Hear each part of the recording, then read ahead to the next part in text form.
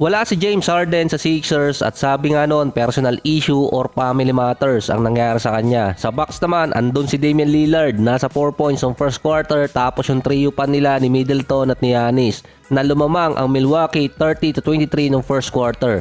Ng second quarter naman halos dikit pa rin yung scoring 33-31 para sa Bucks pa rin.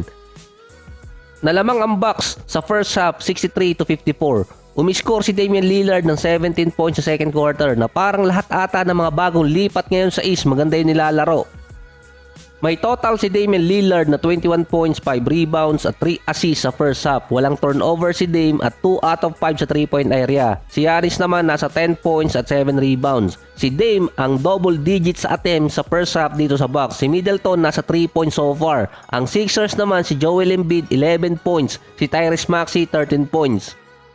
Sa second unit ng Philadelphia, doon sila nakakuha ng pangatlong pumupuntos. Si Kelly Oubre Jr. na meron 13 points at 3 out of 3 sa 3-point area din. Sa stats, maganda yung nilaro ni Dame sa first half. Kaso halos dikit pa rin kasi yung field goals at 3-point percentage ng Bucks at Sixers. Kahit pa umabot ng 19 points ang lamang doon ng Milwaukee.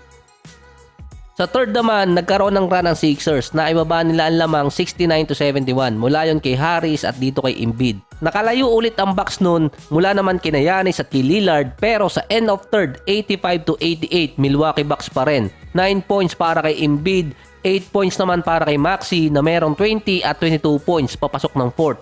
25 points naman ang total noon ni Damian Lillard. Si Giannis parang nainis pa kanina nung subukan siyang ilalabas para paupuin nung later 4 minutes mark ng third. Minamanage din di umano ang minuto ni Giannis dahil sa bagong policy.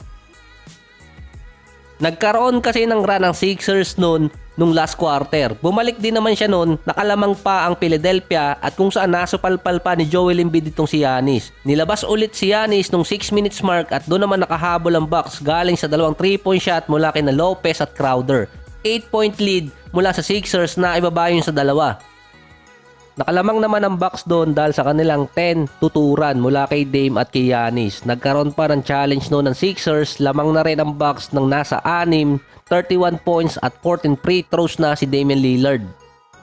Nag-Dame time si Lillard sa unang game pa lang niya sa Bucks, lalo na yung mga end one na ginawa niya pa kanina para makalamang sila. Sumusugod kasi si Dame sa rim, nakakakuha siya ng foul, lalo na nung 11 seconds mark. Lamang pa ng dalawa ang Bucks doon. Na iselyo ni Dame ang game. 39 points, 8 rebounds, 4 assists, 17 free throws. Halos kalahati ng points niya galing sa linya. Si Giannis 23 points at 13 rebounds. Sa Philadelphia naman si Maxey 31 points, Embiid 24, si Harris 20. Hindi naglaro si James Harden sa opening night ng Sixers. Ngayon naman iniimbestigahan na siya ng NBA kung pasok yun sa violation sa bagong policy. Umattend naman siya ng practice at obviously wala siyang injury. Pero personal matter kasi ang ginagamit niyang dahilan. Ngayon kahit alam ng Sixers yun, titingnan pa rin ng NBA kung qualify si Harden na maupo sa isang laro or mabigyan siya ng exception. Wala namang sinabing report na okay ang Sixers na wala si James Harden. Ang sinabi lang nila, magre-ready sila sa opening day nang walang James Harden.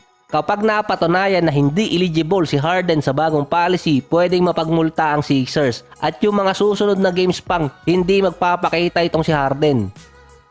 Ang team ang direktang tatamaan nun, hindi si James Harden dahil mapapagmulta ang Sixers lalo na kung umabot pa yun ng multiple games, nasa 1 million din ang pwedeng imulta nitong Philadelphia.